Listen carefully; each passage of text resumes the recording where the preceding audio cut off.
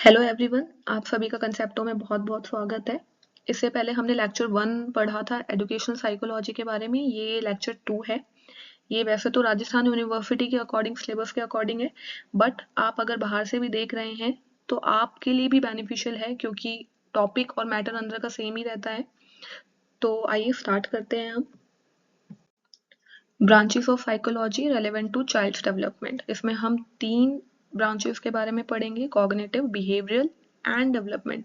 Lecture 1 में हम educational psychology के बारे में पढ़ चुके हैं। अगर आप चाहते हैं तो मैं उसका लिंक भी डिस्क्रिप्शन में डाल दूंगी, आप वहां से देख सकते हैं, नोट्स बना सकते हैं। ब्रांचेस को पढ़ने से पहले हम चाइल्ड डेवलपमेंट का मीनिंग समझ लेते हैं कि चाइल्ड डेवलपमेंट होता क्या है। ये ओवरऑल ग्रोथ होती है चाइल्ड की, चाहे वो फिजिकल हो, चाहे मेंटल हो, चाहे इमोशनल हो, चाहे सोशल हो। फिजिकल मीन्स उसकी हाइट, वेट, साइज, ये सारे फिजिकल में आ जाएगा। मेंटल में आ जाएगा कि वो कैसे सोचता है, समझता है, उसके सोचने समझने की क्षमता, ये सारी चीज़ें उसके मेंटल प्रोग्रेस में आएगी। इमोशनल, वो किसी की भी फीलिंग को कैसे समझता है, उस पर रिएक्ट कैसे करता है, वो सारी इमोशनल होंगी। एंड सोशल, बाहर लोगों से उसका उठना बैठना कैसे है, कैसे वो रिएक्ट करता है लोगों के साथ बैठ के, तो ये सारा सोशल एस्पेक्ट में आएगा। प्लस में चाइल्ड डेवलपमेंट, साइकोलॉजी का बहुत लिंक है चाइल्ड डेवलपमेंट का।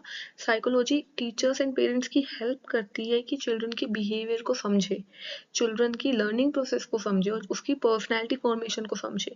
तो टीचर और पेरेंट्स की हेल्प करने के लिए साइकोलॉजी है। नेक्स्ट आता है ब्रांचेस ऑफ साइकोलॉजी। इसमें हम 3 मेन ब्रांचेस के बारे में पढ़ेंगे, cognitive psychology, behavioural psychology and development psychology. सबसे पहले हम पढ़ेंगे कॉग्निटिव साइकोलॉजी के बारे में। This branch focus on mental process like perception, memory, thinking and problem solving. It help in understanding how children gain knowledge and develop intelligence. For example, it explains how a child learn to speak or solve puzzle. ये सारी चीज़ों का मतलब है, cognitive psychology उन चीज़ों पे ध्यान देती है जिसमें बच्चा समझना, सॉल्व करना, थिंक करना, इन सब चीज़ों पे ध्यान देता है। जैसे कि बच्चा देख के समझ पाता है कि उसको बोलना कैसे है, स्पीक करना, वो कैसे बोलना सीखता है, वो लोगों को देखकर, अपने घर वालों को देखकर। पजल कैसे सॉल्व करना सीखता है वो थिंक करके, मेमोराइज करके। ये सब चीज़ों को ध्यान में रखते हुए वो हर चीज़ को सीखता है। ये सारी चीज़ें कॉग्निटिव साइकोलॉजी में आ जाती है। Behavioral psychology. This branch focuses on observable behavior of children. It explains that children learn through experience, practice, reward, and punishment. Teacher can use positive reinforcement and encouragement to develop good behavior in student.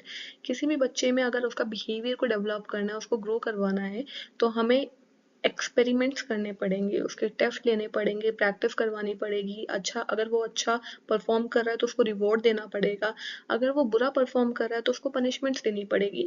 इन सब चीज़ों से उसमें positive attitude आता है और वो उसका behaviour अच्छा बनता है। Third one is developmental psychology.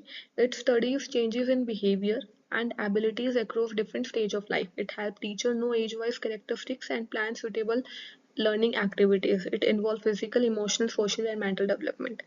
Developmental psychology में भी आपका इमोशनल, फिजिकल, सोशल, मेंटल, ये सारे डेवलपमेंट आ जाते हैं इसमें।